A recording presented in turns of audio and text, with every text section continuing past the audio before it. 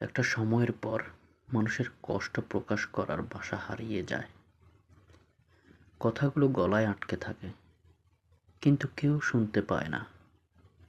অনেকেই ভাবে যে কাঁদতে পারে না, সে শক্ত মানুষ।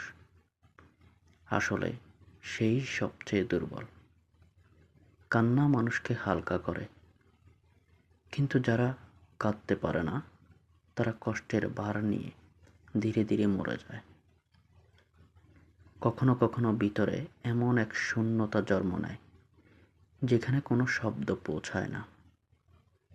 মানুষ তখন চিৎকার করতে চায়, কিন্তু কণ্ঠ রোধ হয়ে আসে। চোখের পানি শুকিয়ে যায়, কিন্তু বুকের ভিতর ঝড় থামে না। সবাই ভাবে মানুষ একা থাকার অভ্যেস গড়ে তোলে। সত্যি কথা হলো, একা থাকার যন্ত্রণা কেউ স্বেচ্ছায় বেছে নেয় না। জীবন তাকে একা হতে শেখায়।